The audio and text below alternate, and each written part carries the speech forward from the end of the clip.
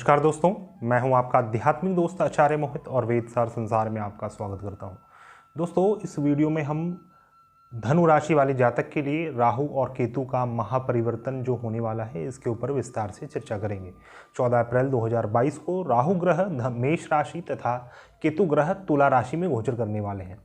तो धनु राशि वाले जातक, आपके लिए राहु का यह गोचर आपके पंचम भाव में होने वाला है। तो राहु का पंचम भाव में मेष राशि में क्या फल होगा तथा राहु की दृष्टि आपके लग्न स्थान नवम भाव तथा एकादश भाव में पड़ रही है।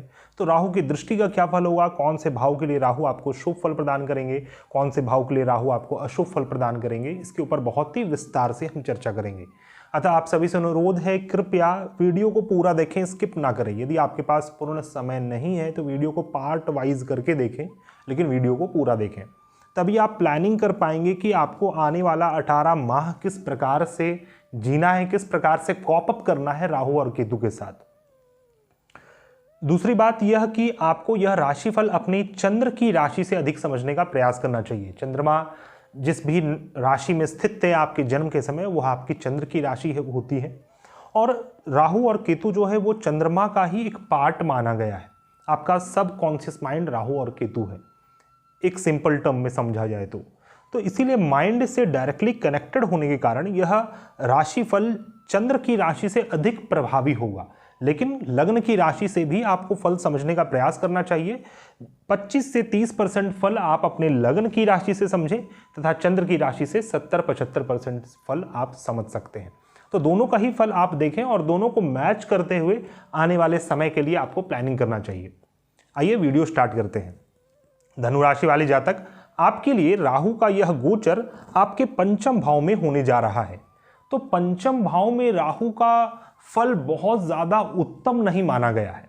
पंचम भाव एक शुभ स्थान है, एक त्रिकोण का स्थान माना गया है और यहां पर राहु का गोचर आपके शुभ चीजों में थोड़ा बाधा उत्पन्न करने वाला हो सकता है।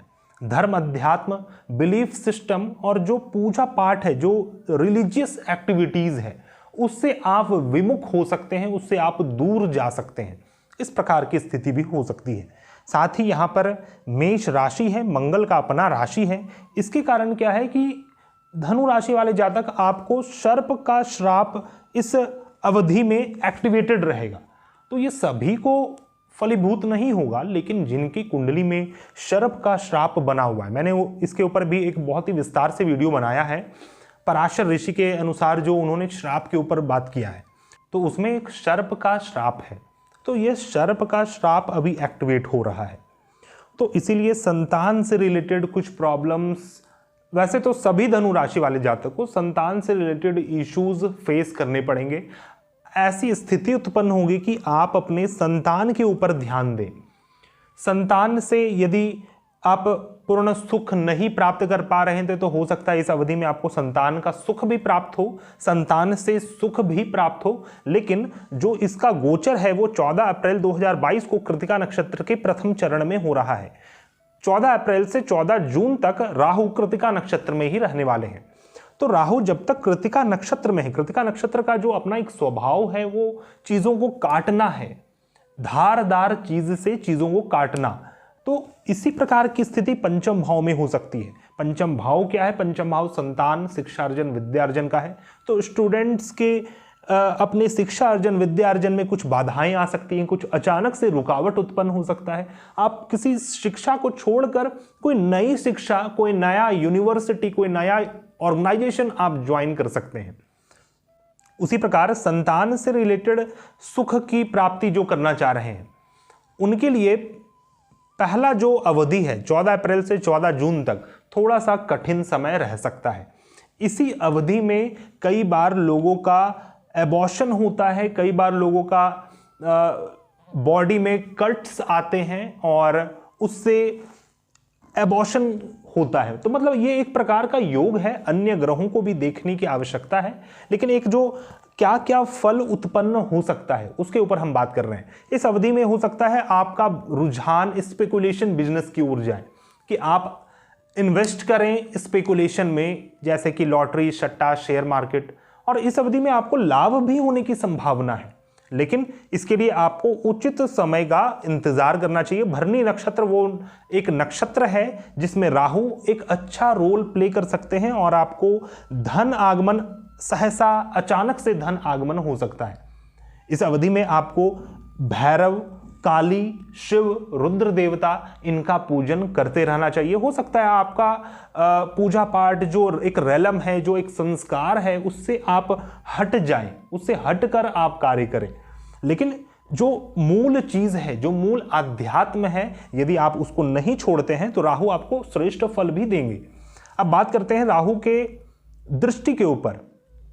राहु का पंचम दृष्टि आपके नवम भाव में पड़ रहा है। तो पंचम दृष्टि सदैव चीजों को सिखलाने के लिए होता है, किसी चीज के लर्निंग के लिए होता है। तो नवम भाव से रिलेटेड चीजों का राहु आपको लर्निंग करवाना चाहते हैं।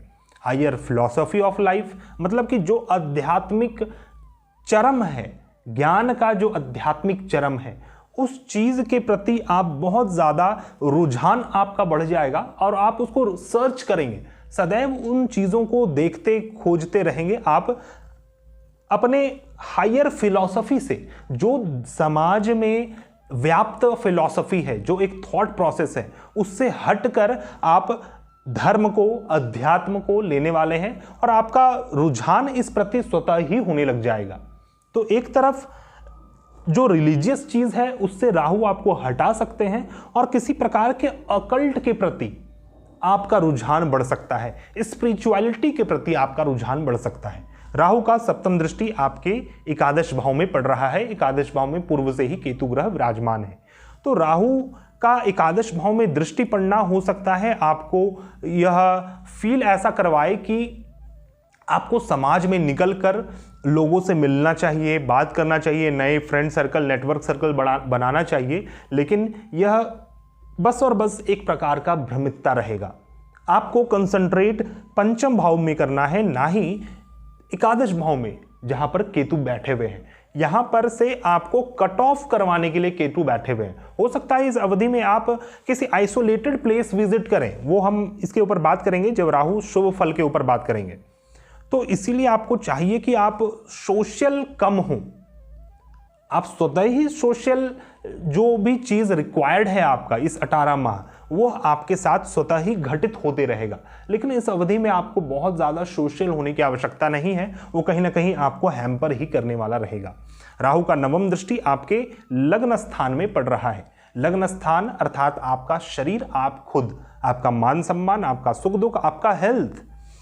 और नवम दृष्टि जो होता है राहु का, वो चीजों को रिसर्च करने के लिए होता है। राहु आपके लग्न में रिसर्च करना चाहते हैं, अर्थात इस प्रकार की स्थिति उत्पन्न हो सकती है जो आपको अपने शरीर के ऊपर, अपने खुद के ऊपर, अपने अंतःकरण के ऊपर, अपने हेल्थ के ऊपर ध्यान देना पड़े। तो यदि आप रेगुलर रूटीन वर्क फॉलो नहीं करते हैं, आप डिसिप्लिन्ड लाइफ नहीं जीते हैं, आपका लाइफस्टाइल खराब है, जो एक प्रकार से होना चाहिए वो नहीं है, सही समय से नहीं उठना, नहीं सोना, ये सब चीज अगर है आपके साथ तो उसको जल्द से जल्द आप सुधार लें, क्योंकि राहु का जो यह दृष्टि है, नवम दृष्टि, ये आपको परेशानी में डाल सकता है। हेल्थ रिलेटेड इश्यूज आपको उत्पन्न होंगे। योगा मेडिटेशन करें, नित्य एक्सरसाइज करने का रूटीन बनाएं और उसे पालन करें ही, तभी राहु आपको बख्श सकते हैं, क्योंकि राहु आपके छठे भाव के लिए अशुभ फल प्रदान कर रहे हैं। तो यहां पर अभी तक हमने राहु के दृष्टि के ऊपर बात किया, राहु के फल के ऊपर बात किया। अब हम बात करते हैं कौन कौन से भाव के लिए राहु आपको शुभ फल प्रदान कर सकते हैं। राहु आपके तृतीय भाव से तृतीय भाव में स्थित है।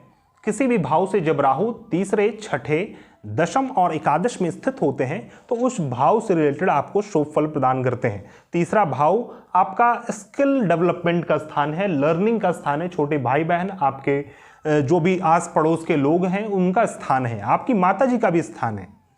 तो आपका कोई भी वैसा स्किल हो जो आपके अंदर हो, वह स्किल आपका पैशन में चेंज होने वाला है। कुछ कुछ चीजों के प्रति आप बहुत ज्यादा पैशनेटेड हो सकते हैं। हो सकता है आप इस अवधि में बहुत अधिक ट्रैवल करने के लिए उत्सुक रहें और ट्रैवल करने का आपको अवसर भी मिलता रहेगा। यदि आप ट्रैवल करेंगे, शॉर्ट डिस्टेंस ट्रैवल यदि करेंगे, तो आपके अंदर जो आपका स्किल है वो आपके पैशन में चेंज हो जाएगा और जिससे आपको ख्याति मिल सकती है। बस आपको थर्ड हाउस से रिलेटेड कुछ एफर्ट करना है, क्योंकि थर्ड हाउस से थर्ड में बैठे हुए हैं।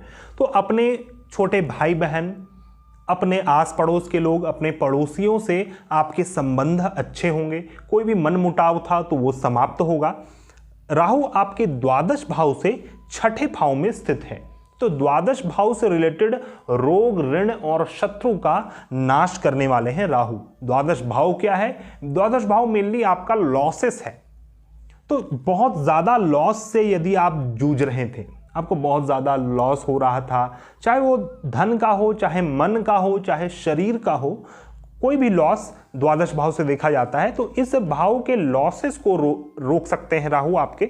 साथ ही यह आपकी स्पिरिचुअलिटी के लिए बहुत ही उत्तम है, आपकी स्पिरिचुअल डेवलपमेंट के लिए बहुत ही उत्तम है। साथ ही जो वैवाहिक सुख है, जो दाम्पत्य सुख या फिर जो गृहस्थ का सुख है, उसके लिए भी यह जो राहु का गोचर है ये उत्तम फल प्रदान करने वाला है। इस भाव से हम आइसोलेशन को भी देखते हैं, और राहु जो है यहां पर आपके तृतीय भाव को भी शुभ फल प्रदान कर रहे हैं, नवम भाव में दृष्टि डाल रहे हैं। तो हो सकता है इस अवधि में आप कोई दूर दराज प्लेस विजिट करें, विदेश यात्रा आप कर सकते हैं, ओवरसीज यात्रा कर सकते हैं, या फिर कोई आइसोलेटेड प्लेस आप विजिट कर सकते हैं। और बहुत ही अच्छा होगा यदि आप किसी गुरु के, किसी सदगुरु के आश्रम विजिट करें, हिमालयन रेंज में कोई आश्रम हो वहां पर विजिट करें, या फिर कोई फॉरेन प्लेस विजिट करें। और इन सभी चीजों से आपके अंदर एक आध्यात्मिक विकास होने वाला है। मेनली यह जो समय है यह आपके आध्यात्मिक विकास के लिए बहुत ही उत्तम समय रहने वाला है। राहु का यह गोचर आपके पंचम भाव में, लेकिन राहु एक मैलेफिक प्लैनेट होने के कारण चीजों में उतार चढ़ाव अवश्य देते हैं। राहु एक ऐसा प्लैनेट है कि वो निगेटिविटी क्रिएट करके आपको पॉजिटिविटी की ओर ढकेलता है। बस चीजों को समझने की आवश्यकता है। मेरे इस राशिफल से आपको काफी लाभ होगा और आप समझ सकेंगे। बात करते हैं सप्तम भाव की। सप्तम भाव से राहु देखा जाए तो एकादश भाव में स्थित है, तो सप्तम भाव के चीजों का आय हो रहा है। सप्तम भाव से एकादश भाव अर्थात सप्तम भाव की चीजों का आय। सप्तम भाव क्या है? आपका बिजनेस, व्यापार है, आपके जो भी आपके संबंध हैं, रिलेशनशिप, पार्टनरशिप, गठबंधन, आपके स्पाउस, आपका विवाह। तो हो सकता है इस अवधि में आपका विवाह सुनिश्चित हो जाए। इस अवधि में आपका विवाह फाइनल हो सकता है, आप अपने स्पाउस से मिल सकते हैं। आप जो भी बिजनेस कर रहे हैं उस बिजनेस से जो आपका एक ब्रेक थ्रू होना चाहिए, वो ब्रेक थ्रू आपको मिलने वाला है। इस अवधि में किसी प्रकार के रिलेशनशिप, पार्टनरशिप से आपको लाभ होगा। और जो आपके स्पाउस हैं, जो आपके पति पत्नी हैं, जो आपके पार्टनर हैं, उनसे बहुत ही घनिष्ठ रिलेशनशिप आपका स्थापित हो सकता है। अष्टम भाव से राहु ग्रह दशम भाव में स्थित है, अर्थात अष्टम भाव से राहु दशम भाव में स्थित है, अर्थात अष्टम भाव की चीजों के लिए कर्म हो रहा है। अष्टम भाव अकल्ट, मिस्टिसिज्म, स्पिरिचुअलिटी, सेक्सुअलिटी, कोई भी गुप्त रहस्यमय चीज, गुप्त रहस्यमय ज्ञान, आउटर डायमेंशन। और यह स्थान आपके इन लॉज के फैमिली मेंबर का भी है। साथ ही यह भाव बहुत सारे लोगों के धन का भाव है। तो इन सभी कारक तत्वों में आपको लाभ होने वाला है। सर्वप्रथम तो आपके वैवाहिक जीवन से रिलेटेड जो भी समस्या है वो इस अवधि में राहु पंचम भाव में शांत कर सकते हैं। वैवाहिक सुख की प्राप्ति इस अवधि में होगी। वैवाहिक सुख के लिए आप कार्यरत होंगे, उसमें आपको लाभ मिलेगा। वैसे स्पिरिचुअल सीकर, आपको स्पिरिचुअलिटी का ज्ञान होगा, गुप्त रहस्यमय ज्ञान की प्राप्ति होगी। साथ ही ब्रह्म विद्या जैसे ज्योतिष शास्त्र जैसे ज्ञान की आपको प्राप्ति इस अवधि में हो सकती है। लेकिन आपको पंचम भाव की चीजों को नहीं खोना है, इस चीज का आपको ध्यान देना है, क्योंकि पंचम भाव बहुत ही ज्यादा शुभ भाव माना गया है। चतुर्थ भाव से द्वितीय स्थान है। चतुर्थ भाव सुख का स्थान है। सुख का जो सुख है वह आपका पंचम भाव है, इसलिए यह स्थान शुभ स्थान के नाम से जाना जाता है। जब शुभ स्थान में राहु का गोचर हो तो इसे हम लाइटली नहीं ले सकते हैं।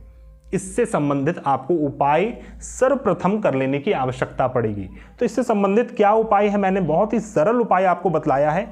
शिव की आराधना करें, रुद्राभिषेक करते रहें, साथ ही काली, महाकाली, श्मशान काली, भैरव के अनेक रूप हैं, उनका पूजन आप कर सकते हैं नित्य रूप से। इसके लिए कोई बहुत विशेष पूजन अनुष्ठान करने की आवश्यकता नहीं है।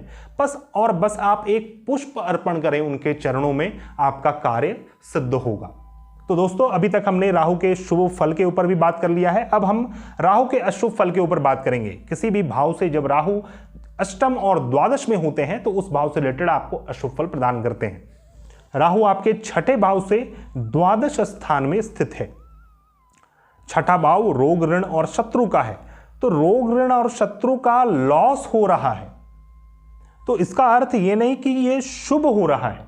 रोग, ऋण और शत्रु का लॉस होना, जैसे कि रोग, ऋण और शत्रु का लॉस होना, यह भी दर्शाता है कि हो सकता है आपको अपने शत्रुओं से कुछ नुकसान हो। आपके बिजनेस, व्यापार में आपके शत्रु से कुछ आपको नुकसान उठाना पड़ सकता है। आपके रोग के कारण आपको कुछ नुकसान उठाना पड़ सकता है। हो सकता है इस अवधि में आपको कुछ लोन्स भी लेना पड़े, और छोटे छोटे लोन आपको लेने पड़ेंगे। सडन इवेंट्स के कारण आपको परेशानी हो सकती है। दिन जो आपके दैनिक क्रियाकलाप हैं, डेली रूटीन वर्क हैं, उसमें हिंड्रेंस आपको उत्पन्न हो सकता है। साथ ही यह जो छठा भाव है, यह आपके कार्यस्थान के माहौल का है, कार्यस्थान के इन्वायरमेंट का है। तो आप अपने कार्यस्थान के इन्वायरमेंट में बहुत ज़्यादा भ्रमित हो सकते हैं, बहुत ज़्यादा विचलित हो सकते हैं, भयभीत हो सकते हैं किसी चीज़ के लॉस के भय से। तो इस चीज़ का आपको ध्यान देना चाहिए। बाकी आपके दशम भाव से राहु अष्टम भाव में गोचर कर रहे हैं, तो दशम भाव के चीज़ों का मृत्यु होना, अष्टम भाव जो है वो आयु का है और मृत्यु का भी है। मृत्यु का है तो जन्म का भी है। इससे यह पता चलता है कि आप अपने जो पुराने कार्य स्थान में थे उसे छोड़कर आप कोई नए कार्य स्थान में शिफ्ट कर सकते हैं। हो सकता है वही ऑफिस आपका किसी दूसरे जगह शिफ्ट हो जाए। तो इस प्रकार के योग हो सकते हैं। जो उस जगह का जो व्याप्त रेलम था, जो कोड ऑफ कंडक्ट था, जो वहां पर का रूल्स रेगुलेशन था, वो बिल्कुल चेंज होने वाला है। तो अपने कर्म स्थान, अपने बॉस, अपने पिता, इन लोगों का ख्याल रखें। अपने उच्च अधिकारी, गवर्नमेंट से किसी प्रकार का मन मुटाव ना रखें, वाद विवाद ना रखें। तो कर्म स्थान से आप शुभ फल प्राप्त कर सकते हैं। वैसे तो राहु आपको चिंता उत्पन्न करने वाले हैं अपने कर्म स्थान के प्रति, लेकिन सिर्फ यह कर्म स्थान को लेकर ही रहेगा।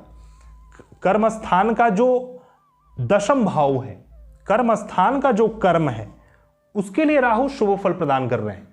तो इस अवधि में आप बिजनेस, व्यापार करें तो वो बहुत ही उत्तम है, या फिर पार्टनरशिप में कोई कार्य करें तो वो बहुत ही उत्तम है।